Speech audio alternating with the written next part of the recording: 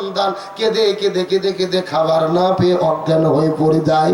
খাবার না দিলে তারা তো দুনিয়া থেকে বিদায় নিয়ে চলে যাবে। আমি মনে মনে চিন্তা করলাম, আমি তো বড় মানুষ, পানি খেয়ে আরো 3-4 দিন বাঁচতে পারবো, আমার স্ত্রীকেও পানি খাওয়ায় কিছুদিন বাঁচাই রাখা যাবে, কিন্তু ছোট্ট ছোট্ট 2টা সন্তান, এদেরকে আমি কেমনে বাঁচাই রাখবো? এই টেনশন করতে করতে রাস্তার পাশে লক্ষ্য করে দেখি একটা মরা গরু পড়ে আছে। কিছু শুকুর আর কুকুরকে ওই মরা গরুর গোস্ত গুলো কামড়ে কামড়ে কামড়ে খাচ্ছে। শুকুর গোস্ত খায়, কুকুর মরা গরুর গোস্ত খায়। ওই মরা গরুর ভেতর থেকে 1 কেজি পরিমাণ গোস্ত আমি কেটে নেওয়ার পরে বাড়ির মধ্যে নিয়ে চলে এসেছি শুধুমাত্র সন্তানদের জীবন বাঁচানোর জন্য। ওই মরা গরুর গোস্ত যখন আমার স্ত্রী রান্না করা শুরু করেছে, আপনার ছেলেটা বাড়ির মধ্যে ঢুকে গোস্ত খাওয়ার জন্য বায়না করেছে।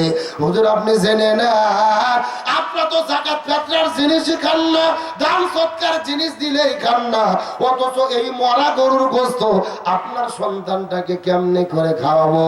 হুজুর আপনি মাফ করে দেবেন, মরা গরুর গোস্ত আপনার সন্তানটাকে না খাওয়াইয়া আমি যদি কোনো অন্যায় করে থাকি রে, আপনি যেই শাস্তি দেবেন ওই শাস্তিটাই মাথা পেতে নিতে যা।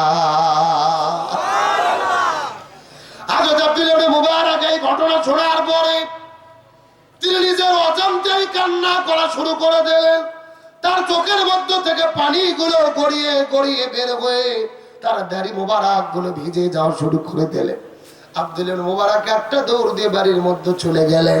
হজের টাকা যেই থলের মধ্যে তিনি সংগ্রহ করেছিল, ওই হজের টাকার থলেটা বাড়ি থেকে বের করার পরে একদম গরিব মানুষের বাড়ির মধ্যে চলে গেলেন।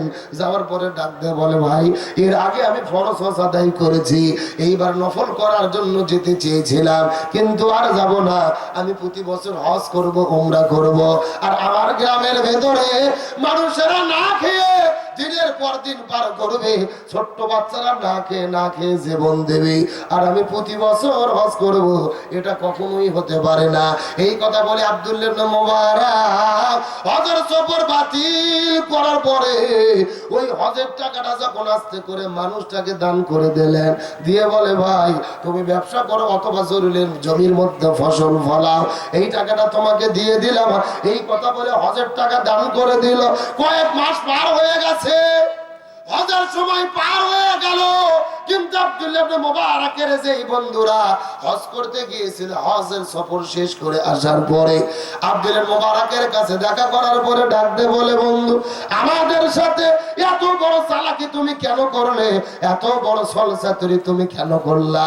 হজ করতে তোমাকে দেখলাম, কিন্তু পরে তোমাকে খুঁজে পাইলাম না রে। আমরা লক্ষ্য করে দেখেছি, আমরা যখন কাবা ঘর তাওয়াফ করেছি, আমরা নিজে চোখে দেখেছি, আমাদের চোখের সামনে তুমি বাইতুল্লাহ ঘর তাওয়াফ করেছো। লিল্লাহি তাকবীর। আমরা যখন সাফা মারওয়া সাই করেছে, আমরা নিজের চোখে দেখেছি, সাফা মারওয়া তুমি সাই করতেছো। ওই সন্তানকে যখন কঙ্কর নিক্ষেপ করেছি, নিজের চোখেই পাথর মারতে দেখেছি, কিন্তু হজের কাজ যখন শেষ হয়ে গেল, তারপরে আর তোমাকে খুঁজে পাওয়া গেল না। কোথায় তুমি ছিলে? এমন চালাকি তুমি কেন করলে? এই কথা শোনার পরে আব্দুল্লাহ ইবনে মুবারক বড় টেনশনের মধ্যে পড়ে গেলেন। রাতের বেলা গভীর রজনীতে ঘরের দরজা জানালা লাগিয়ে দিয়ে তাহাজ্জুদের নামাজ পড়ার পরে কান্না করে করে করে করে করে যখন বিছানার মধ্যে শুয়ে গেছে, এমন সময় ঘুমের ঘরে স্বপ্নের ভেতরে কে যেন ডেকে বলে, আব্দুল্লাহ ইবনে মুবারক তুমি কোনো টেনশন করো না, মনের মধ্যে কষ্ট নিও না, তুমি হজ না করে হজের টাকাটা ওই গরিব মানুষকে তুমি দান করে দিয়েছিলে, এই কাজটা আল্লাহর কাছে এত বেশি পছন্দ হয়ে গেছে, আল্লাহ জান্নাতের মধ্য থেকে একটা ফেরেশতা পাঠায়া তোমার আকৃতি ধারণ করে তোমার পক্ষ থেকে ফেরেশতাকে দিয়ে আল্লাহ তাআলা হজ আদায় করে নিয়েছে। লিল্লাহি তাকবীর। এই জায়গার মধ্যে শেষ নয় মুবারক, এই বছরের ভেতরে যত লক্ষ মানুষ হজ আদায় করতে এসেছে তোমার হজের ওসিলা করে ওই লক্ষ মানুষের হজ আল্লাহ তাআলা কবুল করেছে। এটাই বলা সুন্দরগঞ্জের মুসলমান গভীর বড় অজব। সামাজিক ইবাদত কাকে বলে আমি আপনাদের বোঝানোর জন্য বলতেছি। আল্লাহ আপনাকে 20 বিঘা 10 বিঘা 30 বিঘা জমির মালিক বানাইছে, অথবা চাকরি করে লক্ষ লক্ষ টাকা আপনি ইনকাম করেন, অথবা ব্যবসা করে কোটি কোটি টাকার মালিক আপনি হয়েছেন, অথচ প্রতিদিন 3 সন্ধ্যা গরুর গোশত দিয়ে ভাত খাবেন, অথচ গ্রামের লোক আপনার না খেয়ে থাকবে। ওই ঈদের দিনে আপনি 10 কেজি গরুর গোশত কিনে ভুনা করবেন, মুরগি রোস্ট করবেন, পোলাও রান্না করে খাবেন, অথচ আপনার গ্রামের ভেতরে একটা গরিব মানুষ তার সন্তানের জন্য 150 টাকা দিয়ে একটা পোল্ট্রি মুরগিও কিনতে পারবে না। আপনি আপনার সন্তানের জন্য 10,000 টাকার পাখি জামা কিনে দেবেন ঈদের আনন্দ করতে, কিন্তু আপনার গ্রামের একটা গরিব মানুষ তার সন্তানের জন্য 200 টাকার একটা নতুন পাঞ্জাবিও কিনে দিতে পারবে না। আপনি শুধু নিজে ভালো থাকবেন, নিজে ভালো খাবেন, কিন্তু গ্রামের লোকের খোঁজ রাখবেন না। তার মানে বোঝা গেল আপনি সামাজিক ইবাদত পালন করতে পারেন না। আরো জোরে বলেন। শুধু নিজে ভালো থাকবেন, নিজে ভালো খাবেন, নিজে ভালো পড়বেন, এর নাম মুসলমান নয়। মুসলমান তো তারা যারা নিজে ভালো থাকে, অন্যকেও ভালো রাখার চেষ্টা করে।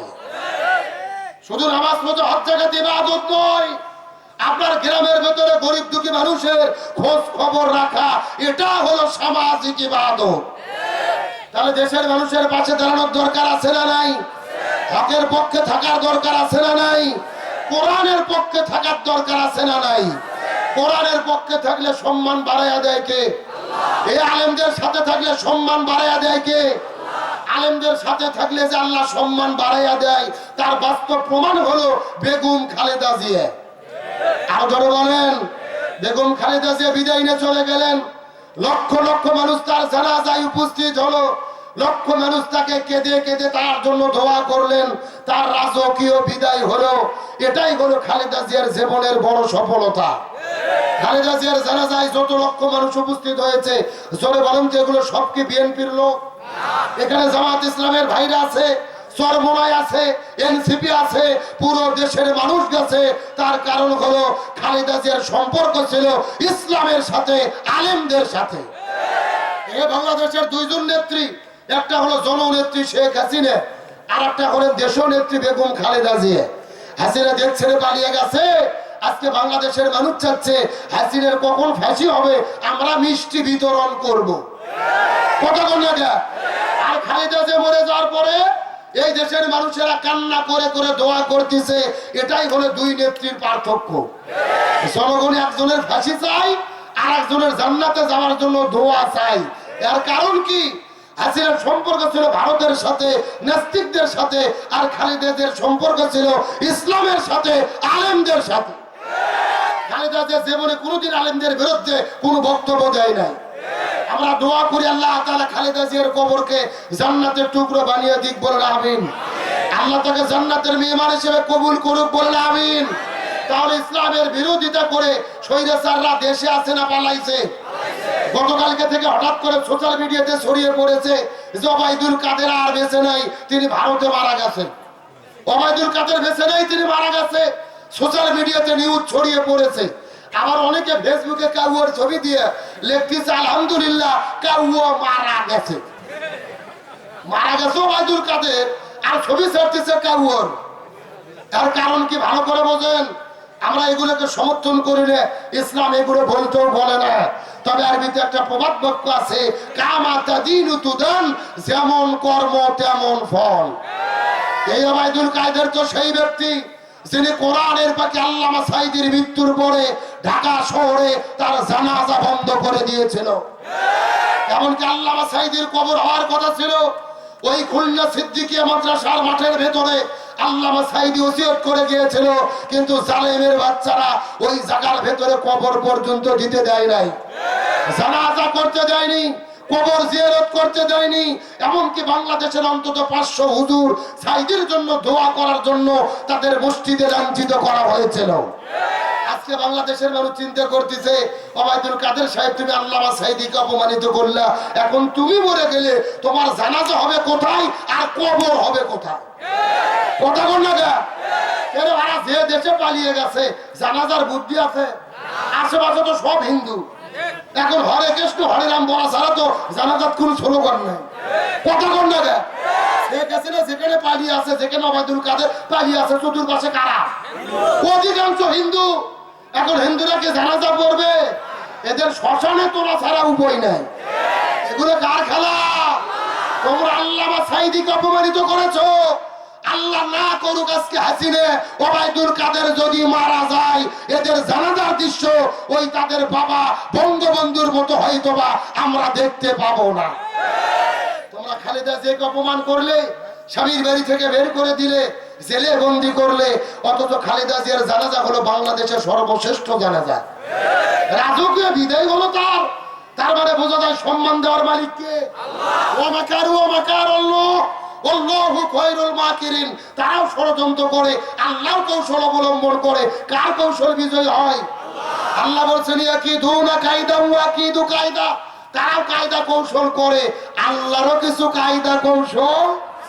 16 বছর তোমরা ইসলামের বিরোধিতা করেছো, আলেমদের বিরোধিতা করেছো, এখন এমন দেশে পালিয়ে আছো তোমাদের জানাজা ছাড়া হয়তোবা কবর দিতে হবে। সুতরাং আল্লাহ সুযোগ দিয়েছে, তওবা করে এখনো ভালো হও।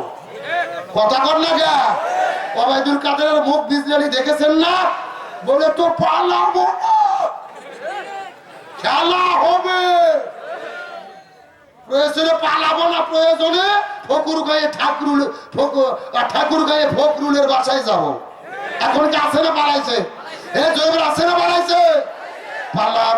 পালাবো না যাই না কবো দেখা, তাদের সারা দেশটা কেমন লাগে ফাঁকা ফাঁকা। এমপিরা সব কোথায় গেল, কোথায় কাদের কাকা, তাদের সারা দেশটা কেমন লাগে ফাঁকা ফাঁকা। এ শূন্যস্থান পূরণ বোঝেন না? জোরে লাগে ফাঁকা। পালাবো না যাই না কবু দেখা, তাদের সারা দেশটা কেমন লাগে ফাঁকা, তাদের সারা দেশটা কেমন লাগে ফাঁকা। আইন মন্ত্রী আটকে গেল আইনেরও ফাঁকে, দাড়ি সারা দরবেশের ভণ্ড ভণ্ড লাগে। শুনছি কত নেতা নেত্রী খাইতেছে ভাই ডান্ডা, বিচারপতি কালামানিকের ফাটিয়েছে তাই আন্ডা। এ কথা কর। এই যে বিশাল বড় দরবেশ বাবা ছিল, ঢের হাত দাড়ি, ভুলে গেছেন? ময়না পালানের সময় দাড়ি কাটে কিলিং সেট। ওই দরবেশ বাবার আইনমন্ত্রী আনিসুল হক একসাথে পালাতে গেছে, কোস্টগার্ড ধরে ফেলছে, নৌকো চড়ে পালাই যাচ্ছে। ভাই পালিয়ে গেছে, তাও নৌকো ছাড়িনি রে। কিন্তু কোস্টগার্ড যখন ধরে পারছে তখন আইনমন্ত্রী চিনতে পারছে, কিন্তু দরবেশ বাবা চেনা যাচ্ছে না। এখন আইনমন্ত্রী ধরার পরে আইনমন্ত্রী বলতেছে, স্যার আমাকে একা কেন ধরলেন? এই যে দরবেশ বাবা বাতে। ভালো করে বোঝেন, গত 16 বছর জামাত বিএনপির ভাইরা আন্দোলন করেছে, শিবিরের ভাইরা, জামাতের ভাইরা একজন ধরা পড়লে চিন্তা করেছে আমি ধরা পড়েছি, আমার আর একটা ভাই যেন ধরা না পড়ে। আর এরাই এমন দল করে, ওরা চিন্তা করতেছে মিলে জিলেই হাতিয়ে খায়। আর কালামানিক ছিলেন না? কালামানিক আল্লামা সাঈদীকে ফাঁসি দেওয়ার পরে টকশোতে গিয়ে বলতো, আমি সাঈদীকে ফাঁসি দিয়েছি, কেন ফাঁসি হলো না? ওই ময়না আমার ভারত দিয়ে ছেলের দিয়ে ভারতে পালিয়ে যাচ্ছে, 80,000 টাকাতে নৌকো ভাড়া করছে। আল্লাহর কি কাম, সেই লোক ভাড়া করছে, ওই লোক 80,000 টাকা বুঝে নিয়ে ময়নাক জনগণ ধরিয়ে দিয়েছে। আর জনগণ ধরে এমন হাজিয়ে দিয়েছে, বিচারপতি কালামানিক আছে, কিন্তু কালামানিকের বিসি নেই। আইনমন্ত্রী আটকে গেল আইনের ফাঁকে, দাড়ি সারা দরবেশের ভণ্ড ভণ্ড লাগে। শুনছি কত নেতা নেত্রী খাইতেছে ভাই ডান্ডা, বিচারপতি কালামানিকের ফাটিয়েছে তাই আন্ডা। পলকের ঝলক গেল থামিয়া নেটের চাকা, তাদের সারা দেশটা কেমন লাগে ফাঁকা ফাঁকা। পালাবো না যাই না কবু দেখা, তাদের সারা দেশটা কেমন লাগে ফাঁকা লাগে ফাঁকা। কই গেল সেই সংসদেতে মমতাজের গান, কোথায় গেল হযরত বলা শামীম ওসমান? ইনু মিনুর দীপমণি আছে কারাগারে, পাপ করিলে পাপ কখনো ছাড়ে কি আর তারে। এ মমতাজকে চেনেন না? সবসময় সংসদে বক্তব্য দিতে ফাইতে যায়। গতকালকে দেখলাম মমতাজ জেলের ভেতরে যাইয়া আমার বর্তিতে শীতের ভেতরে আমাকে ভাপা পিঠে খাওয়াতে হবে। কি ময়না রে, মনে হচ্ছে শ্বশুর বাড়ির দাওয়াত খাইতে গেছে। কথা বল না কে? ও জেলখানার ভেতরে ভাপা পিঠে খাবে। পলক বলতেছে আমাকে কোমর দিতে হবে বাথরুম টয়লেট করার জন্য, আবার লিফট দিতে হবে, এসি দিতে হবে। এই সমস্ত প্রশাসনকে বলতে চাই, ওই গত 16 বছর আমরা দেখেছি কোরআনের পাখি আল্লামা সাইদি, আল্লামা মামুনুল হক, আমির হামজার হাতের ভেতরে তোমরা হাত করা পড়াইছো, রিমান্ডে নিয়ে নির্যাতন করেছো, অথচ এই স্বৈরাচারদেরকে জেলখানার ভেতরে কেন জামাই আদর করা হচ্ছে এটা জাতি জানতে চায়। আমার কথার সঙ্গে কি একমত? সুতরাং যারা আলেমদের সাথে বেয়াদবি করেছে, যেই বিচারপতি কালামানিক আল্লামা সাইদিকে ফাঁসি দিয়েছে, ওই বিচারপতিকে ফাঁসির দড়িতে ঝুলাতে হবে। কই গেল সেই সংসদেতে মমতাজের গান, কোথায় গেল হযরত বলা স্বামী ওসমান, ইনু মিনুল দীপমণি আছে কারাগারে, পাপ করিলে পাপ কখনো ছাড়ে কি আর তারে। কোথায় গেল স্পিকারের দৃষ্টি আঁকা বাঁকা, তাদের সারা দেশটা কেমন লাগে ফাঁকা ফাঁকা, পালাবো না যাই না কগো দেখা, তাদের সারা দেশটা কেমন লাগে ফাঁকা ফাঁকা। আলোচনা কি চলবে? কারা কারা চলবে? দুটি হাত আল্লাহকে তুলে দেখায়। লিল্লাহি তাকবীর। আজকের মাহফিল চলছে চলবে, গাইবান্ধার মাহফিল, কাজদহের মাহফিল কতক্ষণ চলবে? সারা রাত। এটা কি হুজুর বলা ওয়াজ নাকি? আমার বেলা সারা রাত নয়। আলোচনা যেহেতু শুরু করেছি, আর মিনিট 30 সময় কি দেওয়া যাবে? জোরে বলেন, দেওয়া যাবে? তাহলে ওই যে দাঁড়িয়ে আছে ওরা কারা? ওরা কারা? কোথা থেকে এলো?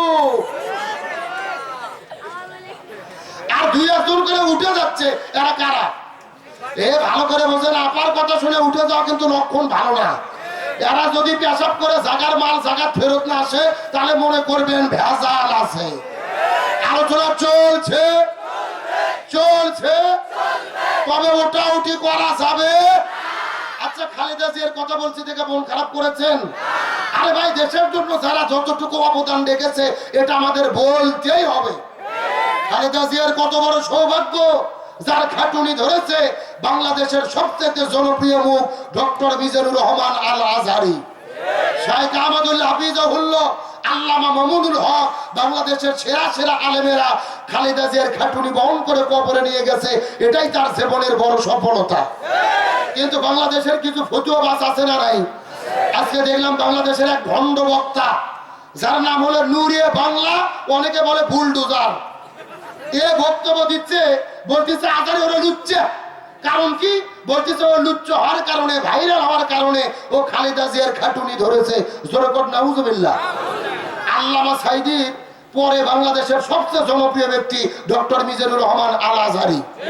আচ্ছা, খালেদা জিয়ার খাটুনি ধরে আজহারিকে নতুন করে ভাইরাল হওয়া লাগবে? আপনাদের এই পাশে আজহারি ভাই মাহফিলে এসেছিল আজ থেকে কয়েক বছর আগে। আপনাদের এলাকার ইতিহাসে এত লোক ঢোল ভাঙ্গাতে কোনোদিন হয় নাই। আর এই বাটপার বলতেছে যে আজহারি নাকি ভাইরাল হওয়ার জন্য খালেদা জিয়ার খাটুনি ধরছে, এ লুচ্ছে। জোরে কর নাউজুবিল্লাহ। আমাদের বগুড়ার একটা কথা আছে, পাগলে কিনা বলে। জোরে কর, পাগলে কিনা বলে। এ যে পুরোটা পাগল ছাগল, এতে কোনো সন্দেহ নাই।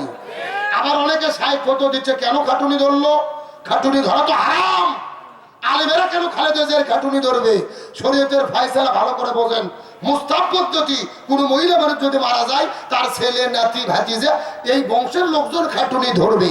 তবে তারা না ধরেও বাইরের লোক যদি ধরতে চায়, ধরতে পারবে, কোনো সমস্যা? যে মানুষ মরে গেছে, লাশ হয়ে তাকে কাপড় দিয়ে ঢেকে রাখা হয়েছে, তার শরীরে কি খাটুনি ধরলে স্পর্শ হয়? জরুরি স্পর্শ হয়? সরাসরি কবরে লাশ নামানোর ব্যাপারে ফতোয়া আছে, কারণ ওখানে লাশ হাতে নিতে হয়। কিন্তু খাটুনি ধরাতে কোনো সমস্যা, কিন্তু এরা ফতুয়াবাজি শুরু করলে এরা চিন্তা করছে আমরা কেন জানাজা পড়াতে পারলাম না, আমরা কেন খাটুনি ধরতে পারলাম না। আমার এক সাহেব ফতুয়া দিচ্ছে কি জানেন, যে খালেদা জিয়ার জানাজা বাতিল ভুল করেছে জাতীয় মসজিদের ইমাম আল্লামা আব্দুল মালিক হাফিজাহুল্লাহ। কেন বলতে, যে সূরা ফাতিহা পড়েনি, জানাজা ভুল হয়ে গেছে, খালেদা জিয়া আবার কবর থেকে তুলে জানাজা পড়া লাগবে। বাপ্পাদের কি ফতুয়া চিন্তা করে দেখেন। এই গত 16 বছরে স্বৈরাচার হাসিনা আলেমদের জুলুম করেছে, জেলেবন্দি করেছে, এরা ফতুয়াবাজি করেনি। বর্তমান প্রেক্ষাপটে এরা ফতুয়াবাজি করে সমাজের ভেতরে ফিতনা ছড়াতে চায়। এরাই হলো দেশের ভেতরে চূড়ান্ত ফিতনাবাজ। সুতরাং ওই নূরে বাংলা বুলডুজারকে বলতে চাই, তুমি আজহারীকে লুচ্চা বলে সীমা লঙ্ঘন করেছো, তোমাকে জাতির কাছে ক্ষমা চাইতে হবে, নতুবা জাতি তোমাকে যেখানেই পাবে সেখানেই তোমাকে জুতো পিটা করতে প্রস্তুত থাকবে। আমরা আলেমেরা মিলে ফতুয়াবাজি চাই। বাংলাদেশে যত ফতুয়া শুরু হয় মরার পরে, যখন কিসের পরে। আপনাদের এলাকাতে একটা ছোট্ট সুন্দরী মেয়ে মারা গেছে, একটা দুলাভাইয়ের শালি। কে বলছে? শালি, বোঝেন না? শালি মানে বইয়ের ছোট বোন। এখন শালি মরে যাওয়ার পরে দুলাভাই আস্তে করে এসে বলতেছে আমি একটু শালিকে দেখতে চাই। হুজুরা বলতেছে হারাম, দুলাভাইয়ের জন্য শালির লাশ দেখা হারাম। তখন দুলাভাই আবার কান্না করে করে বলতেছে ঠিক আছে, লাশ তো দেখতে দেবেন না, তো আমার শালিকে খাটুনিতে উঠানোর পরে আমি একটু কবরে নিয়ে যেতে চাই। হুজুরা বলতেছে হারাম, দুলাভাইয়ের জন্য শালির খাটুনি ধরা হারাম। তখন দুলাভাই সেইটা যেয়ে মুচকি মুচকি হাসতেছে। হুজুরা বলতেছে কে বাবা জামাই তুমি হাসো কেন? জামাই বলতেছে আমি বুঝতে পারতেছি না হারাম কখন হয়। এই শালি যখন জীবিত বেঁচে ছিল, আমি পুরো গাইবান্ধা জেলা আমার মোটর সাইকেলে দিয়ে ঘুরছি, শরীরে কোনো পর্দা ছিল না, মাঝে মধ্যে হাইড্রোলিক ব্রেক মারছি, আমার শালি আমার চাপিয়ে ধরছে। কোন হুজুর বললো না হারাম। আজকে মরে গেলে বলতেছে হারাম। আমি বুঝতে পারতেছি না হারাম কখন হয়। সারা জীবন খালেদা জিয়ার সাথে মিছিল হলো, মিটিং হলো, সমাবেশ হলো, খালেদা জিয়ার ধানের শীষে ভোট দেওয়া হলো, তখন হারাম হয়নি। আজকে মরে গেলে লাশ নেওয়া হলো হারাম। এরাই হলো জাতির ভেতরে চূড়ান্ত ফিতনাবাজ। এরই নাম বাংলাদেশ ভাই, এরই নাম কি দেশ? মানে বাঁচে থাকতে ফতুয়া শুরু হয় না, যত ফতুয়া শুরু হয় মরার পরে। আল্লাহ তাআলা ফতুয়াবাজ থেকে আমাদের হেফাজত করুক, আমিন। তাহলে আলোচনা শুরু করেছিলাম ইবাদত কয় প্রকার, আরো জোরে বলেন। 1 নম্বর ব্যক্তিগত ইবাদত, 2 নম্বর পারিবারিক ইবাদত, 3 নম্বর সামাজিক ইবাদত, 4 নম্বর হলো রাজনৈতিক ইবাদত। জোরে বলেন কি ইবাদত? এই ওয়াজ করতে গেলে যত বিপদ। অনেকের চিন্তা ভাবনা হুজুর রাজনীতির ভেতরে আবার ইবাদত ঢুকলো কেমনে? মানে অনেকের চিন্তা ভাবনা ধর্ম আলাদা, রাজনীতি আলাদা, রাষ্ট্র আলাদা, ইসলাম আলাদা। এটা হলো নাস্তিকদের বিশ্বাস। কারণ আল্লাহর কোরআন বলেছেন ইন্না আনজালনা ইলাইকাল কিতাবা বিল হাক্কি লিতাহকুমা বাইনান নাস। হে রাসূল, আমি আপনার প্রতি যে কোরআন নাজিল করেছি, এই কোরআনের ভেতরে ব্যক্তি, পরিবার, সমাজ, রাষ্ট্র, রান্নাঘর থেকে শুরু করে সংসদ ভবন পর্যন্ত যা কিছু প্রয়োজন আমি সব কিছু কোরআনে দিয়েছি। লিকুল্লি তিবিয়ানান, কোরআন হলো সব সমস্যার সমাধান। চিৎকার করে বলা যাবে কি আল্লাহু আকবার। এখন আমি যখন বলবো সব সমস্যার সমাধান, আপনারা বলবেন দিতে পারে আল কোরআন। বললে কি কষ্ট হবে? সব সমস্যার সমাধান কোরআন আছে যেখানে, হাদিস আছে যেখানে, এই কোরআনে সবকিছু আছে না নাই?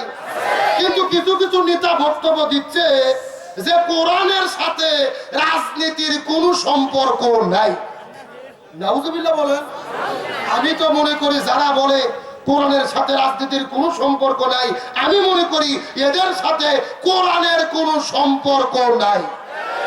কারণ এদের সাথে কোরআনের যদি সম্পর্ক থাকতো এমন বক্তব্য দিতে পারতো? আমরা মাঝে মধ্যে বক্তব্য দিচ্ছে কি জানেন? বলতেছে আমরা শরিয়া আইনে বিশ্বাস করি না। নাউজুবিল্লাহ বলবেন না? আচ্ছা বলেন তো শরিয়া আইন মানে কিসের আইন? শরিয়া আইন মানে হলো কোরআনের আইন, শরিয়া আইন মানে হলো হাদিসের আইন, শরিয়া আইন মানে হলো আল্লাহর আইন, শরিয়া আইন মানে হলো রাসূলের আইন। সুতরাং যারা বলে আমরা শরিয়া আইনে বিশ্বাস করি না, এরা কখনো মুসলমানের বাচ্চা হতে পারে না। আবার আমরা যখন কোরআনের আইনের কথা বলি, আমাদেরকে বলে হুজুরেরা ধর্ম ব্যবসা করে।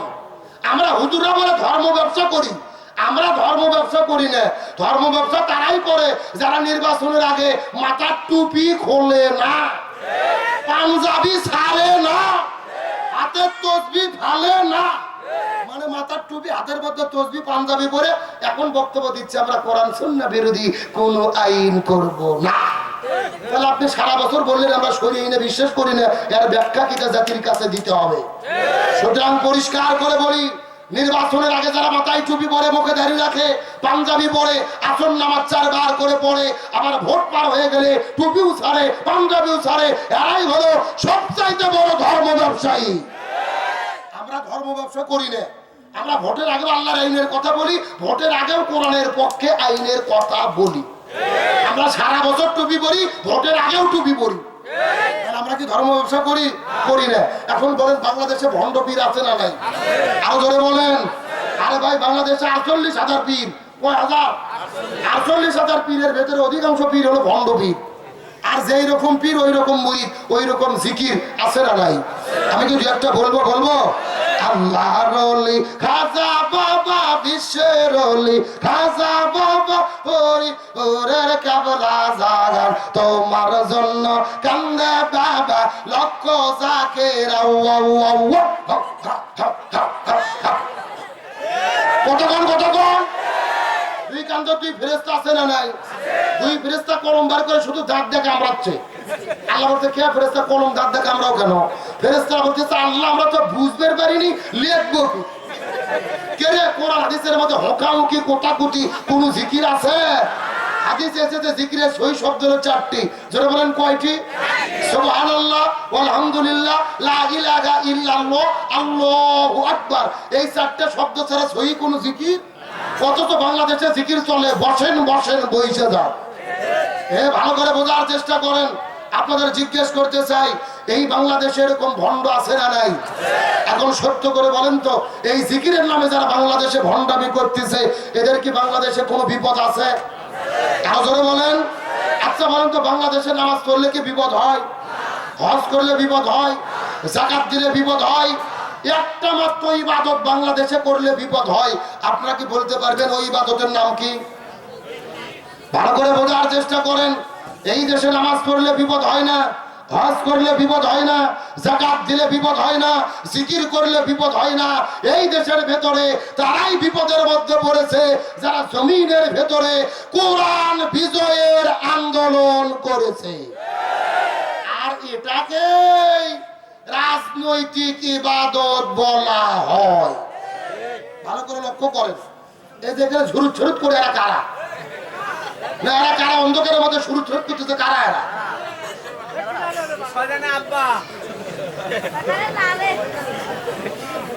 না, ওরা মনে হয় খিচুড়ি খাওয়া পার্টি। ওরা বোঝেনি এটা কোন বক্তা। ওই 12টা বাচ্চা তো আছে ঝিরঝির করতে, খাওয়ার জন্য অত সোজা না। ও আজকে আবার শুরু হলো, আরো 2 ঘন্টা ওয়াজ হবে। মানে ওরা দাঁড়িয়ে থেকে কোমর বেঁকা হবে, তার আল্লাহর রহমতে ওয়াজ শেষ হবে না। লিল্লাহে তাকবীর। ভালো করে একটা তথ্য দিয়ে শুনেন। আমাদের নবীজি রমজান মাসে 16 দিন রোজা রেখেছে। যারা বলেন কয়দিন? 17 রমজান সকালবেলা নবীজি রোজা ভেঙে ফেললেন, খেজুর খাইলেন, পানি খাইলেন। সাহাবীদেরকে বললেন তোমরাও রোজা ভেঙে ফেলো। সাহাবীরা বলতেছে ইয়া রাসূলুল্লাহ সাল্লাল্লাহু, এটা আপনি কেমন কথা বললেন? আপনারা 3 দিন আগে ওয়াজ করেছেন একটা রোজার এত দাম, ইচ্ছা করে যদি কেউ একটা রোজা ছেড়ে দেয় লাগাতার 60টা রোজা রাখতে হবে। আবার যদি একটা রোজা ছেড়ে দেয় আবার লাগাতার 60টা রোজা রাখতে হবে। আপনি কেন রোজা ছাড়তে বললেন? রাসূল বলতেছে বেশি বোঝার চেষ্টা করো না। ওমা আতাকুমুর রাসূল ফাখুযুহু ওমা নাহাকুম আনহু ফান্তাহু। আমি নবী যা বলি তা তোমরা করো, যা করতে নিষেধ করি তা থেকে দূরে থাকো। আবু জেহেল মদিনে আক্রমণ করেছে, আর বসে থাকা যাবে না। এখন আবু জেহেলের মোকাবেলা করতে হবে। কিসের কালেকশন? আমার ছুরি হয়নি না। এই বুদ্ধি আপনি কে দিল? না, এই বুদ্ধি আপনি দিল কে? আর কালেকশন করা লাগবে তো আপনি যাচ্ছেন কেন? আপনি বসেন না, এখানে বসেন। আপনি কি আব্দুল ভাই কালেকশন করবো? আপনি তো মারাত্মক ভাইরাসগিরি করতেছেন। না, আমার যদি 10টাই দিতেন এতক্ষণ কালেকশন করে বাড়িতে ঘুম পারতাম। আমার তো দিয়েছেন 11টার পর, আর দিতে পারতে একবার তো কালেকশন করছে, করেনি। ঘন্টা খানিক ওয়াজ হবে না? এই জন্য হাফিজে মাদ্রাসার দাওয়াত দেওয়া চাই না ভাই, কঠিন বিপদ। মানে মন খুলে ওয়াজই করা যায় না। কেন লোক কি বাড়তিছে না কমতিছে? এরা বুঝতেছে না টাকা আরো আসতেছে। এমন তো না যে লোক চলে যাচ্ছে, তা তো না। কি আব্দুল ভাই চলবে? চলবে, আলোচনা চলছে চলছে, তবে কোনো উঠাউটি করা যাবে। তাহলে গভীর মনোযোগ ভালো করে বোঝেন। রসুল বলতেছেন শুধু রোজা না, রোজা রেখে জালেমের জুলুমের মোকাবেলা করতে। তার মানে বোঝা গেল রোজা রাখা ইবাদত, তবে রোজার চাইতে দামি ইবাদত হলো এই জমিনের ভেতরে কোরআন বিজয়ের আন্দোলন করা। আমার বন্ধুগণ, মুসলমান ভাইরা গভীর মনোযোগ লক্ষ্য করুন। কোন দিকে নজর নাই, কোন দিকে তাকাতাকি নাই। ছোট্ট করে একটা দৃষ্টান্ত দেওয়ার পরে সামনের দিকে যাওয়ার জন্য চেষ্টা করব। কত করে সুন্দর করে বোঝার চেষ্টা করবেন। আমার নবীজির সাহাবী হযরত হানজালা রাদিয়াল্লাহু তাআলা নতুন বিবাহ করার পরে বউটাকে নিয়ে যখন তিনি বাসর ঘরের মধ্যে চলে গেছেন, ওই বাসর ঘরের মধ্যে যাওয়ার পরে স্ত্রীর সাথে প্রেম ভালোবাসা মহব্বত শুরু করে দিলেন। ফুলসজ্জার রাত যখন তিনি পার করতেছিলেন, এমন সময় লক্ষ্য করে দেখে ওই মদিনার গলির মধ্য থেকে কে যেন চিৎকার করে ডেকে ডেকে বলে, কুতিলা মুহাম্মদ, কুতিলা মুহাম্মদ, মুসলমানদের নবী বিদায় নিয়ে চলে গেছে। এই কথা শোনার পরে হযরত হানজালা বাসর ঘরের ভেতরে ওই বউটাকে রাখার পরে এক দৌড়ে চলে গেলেন তিনি কূপের ভেতরে। যেহেতু তার ফরজ গোসল হয়, তার উপরে গোসল ফরজ হয়েছিল, ওই গোসল ফরজ হওয়ার পরে গোসল করার জন্য এক দৌড়ে যখন তিনি কূপের মধ্যে চলে গেলেন, ওই কূপের মধ্যে যাবার পরে পানি উত্তোলন করার পরে মধ্যে যখন তিনি শরীরের মধ্যে পানিটা ঢালবেন, এমন সময় লক্ষ্য করে দেখতে পারেন বাইর থেকে কে যেন ডেকে ডেকে বলে, কুতিলা মুহাম্মদ, কুতিলা মুহাম্মদ, মুসলমানদের নবী জমিনের মধ্য থেকে বিদায় নিয়ে চলে গেছে। এই কথা শোনার পরে হযরত হানজালা ওই গোসলের পানিটা কূপের মধ্যে ফেলে দেওয়ার পরে এক দৌড়ে তিনি চলে গেলেন বাসর ঘরের ভেতরে।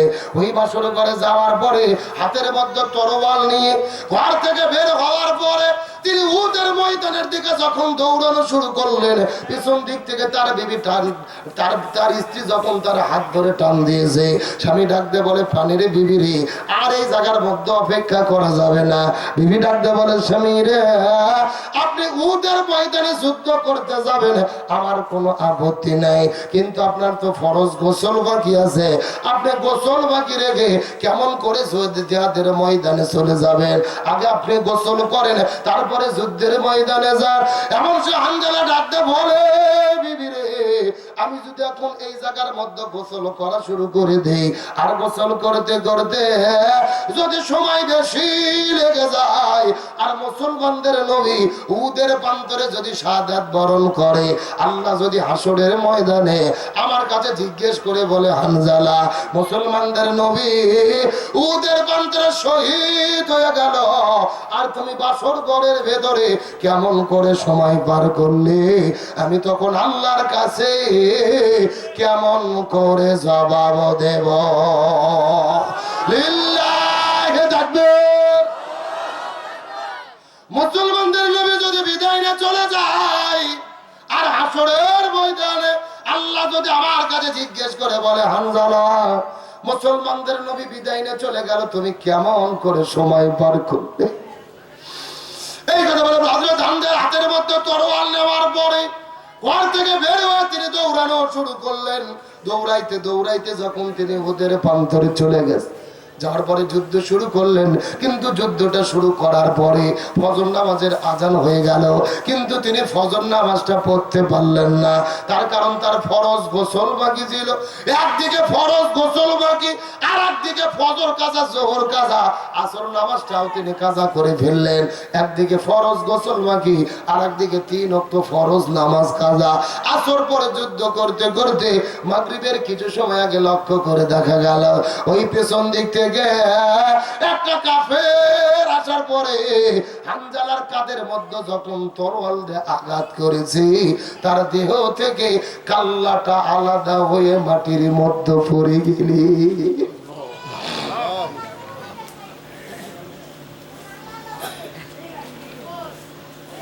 কথা বলে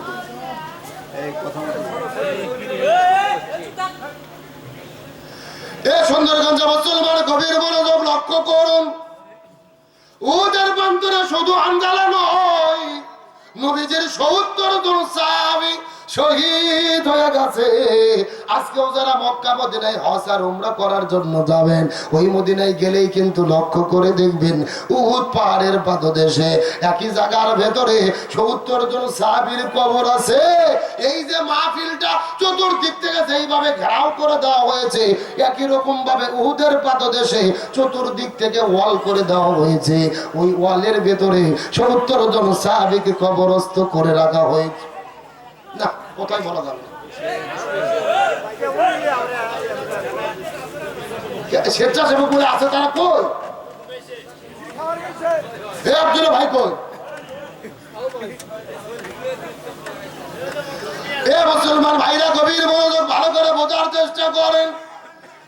ওই যে পাহাড়ের পাদদেশে একই জায়গার ভেতরে ৭০ জন সাহাবীকে কবরস্থ করে রাখা হয়েছে। আমার নবী বড় দয়া করে, মায়া করে, মহব্বত করে করে, ভালোবেসে বেশে নবীজি কান্না করে করে করে করে নিজের হাতে ৭০ জন সাহাবীকে কবরস্থ করে রেখেছে। ওই মদিনায় যাওয়ার পরে লক্ষ্য করে দেখলাম ওই মদিনার ভেতরে হাজার হাজার পাহাড় দেখা যায়, কোন পাহাড় কিন্তু অতটা লাল না। উট পাহাড়কে যত পরিমাণ লাল দেখা যায়, আমি মদিনার মানুষদেরকে জিজ্ঞেস করে বললাম, ভাই এই মদিনার ভেতরে হাজার হাজার পাহাড় দেখা যায়, কোন পাহাড় তো এতটা লাল না, উট পাহাড় এত পরিমাণ লাল কেন দেখা যায়? মদিনার মানুষেরা বলে, হুজুর মিথ্যা কথা বলবো না, আমরা আমাদের পূর্বপুরুষের কাছে শুনেছি, আমরা কিতাবের মধ্যে পড়ে লক্ষ্য করে দেখেছি, আমার নবী যুদ্ধ করার জন্য উহুদের প্রান্তরে যখন চলে গিয়েছিল, যুদ্ধ করতে করতে কয়েকজন কাফেরকে বিদায় করার পরে ওই পেছন দিক থেকে একটা কাফের আসার পরে নবীজির মাথার হেলমেটের মধ্যে যখন তরোয়াল আঘাত করলেন, ওই নবীজির মাথার হেলমেটটা ভেঙে 2 ভাগ হয়ে গেল। একটা ভাগ নবীর মুখের মধ্যে ঢুকলেন, নবীজির দাঁত দন্দার মোবারক শহীদ হয়ে গেল। মুখের মধ্যে থেকে রক্ত বের হওয়ার পরে একটা ফোঁটা রক্ত যখন মদিনার মধ্যে পড়েছে, ওই পুরো মদিনা থরথর থরথর থরথর করে কাঁপা শুরু করেছে। আর একটা ফোঁটা রক্ত ওই উহুদ পাহাড়ের নিচে যখন পড়েছে, উহুদ পাহাড়টা কাঁপতে কাঁপতে কাঁপতে কাঁপতে ওই সাদা আর কালো থেকে লালচে বর্ণ ধারণ করেছে। লিল্লাহি তাকবীর। আমি নবী না চিনিলাম, কি ভুল করিলাম, আমি নবী না চিনিলাম, কি ভুল করিলাম, ভস্মে ঢালিলাম ঘি, মানুষ হইয়া জন্ম লইয়া মানুষের করিলাম কি, আমি মানুষ হইয়া জন্ম লইয়া মানুষের করিলাম কি। আমার নবীজি উহুদের প্রান্তরে হাউমাউ করে কান্না শুরু করলেন, কিন্তু নবীজি কিছুক্ষণ পরে লক্ষ্য করে দেখে ওই মদিনার মধ্য থেকে একটা সুন্দরী মেয়ে বের হওয়ার পরে কেঁদে কেঁদে কেঁদে কেঁদে উহুদের প্রান্তরের দিকে দৌড়ে দৌড়ে চলে আসে। নবী লক্ষ্য করে দেখে মেয়েটির হাতের মধ্যে মেহেদি, পায়ের মধ্যে মেহেদি। নবীজির বুঝতে বাকি রইল না, ওই মেয়েটি বাসর ঘরের মধ্যে থেকে উহুদের প্রান্তরে দৌড়ে চলে এসেছে। নবীজি আস্তে করে কাছে যাওয়ার পর ডাকতে বলে, মা ওই উহুদের প্রান্তরে তুমি কেন বাসর ঘরের মধ্যে থেকে দৌড়ে দৌড়ে দৌড়ে দৌড়ে চলে এসেছো রে মা? এর পেছনে কারণ তোমার কাছে জানতে যায়। মেয়েটি ডাকতে পারে, ইয়া রাসূলুল্লাহ, আপনি কি আমাকে চিনতে পেরেছেন নাকি? আমি তো সেই মেয়ে, গতকালকে বিকেল বেলা আপনার সাহাবী হানজালার সঙ্গে আপনি যেই মেয়েটিকে বিবাহ করে দিয়েছিলেন, আপনার কি মনে পড়ে? আপনি নিজের হাতে আপনার সাহাবী হানজালার সঙ্গে আমাকে বিবাহ করে দিলেন। হানজালা আমাকে বিয়ে করার পরে আমাকে বউ সাজায়া যখন তার বাসর ঘরের মধ্যে নিয়ে চলে গেছে, আমাদের মধ্যে প্রেম ভালোবাসা মহব্বত চলতেছিল, কিন্তু গভীর রজনীতে কে যেন বাইর থেকে ডেকে বলে, কুতিলা মুহাম্মদ, মুসলমানদের নবী বিদায় নিয়ে চলে গেছে। এই কথা শোনার পরে আমার স্বামী উহুদের প্রান্তরে দৌড়ে এসেছে।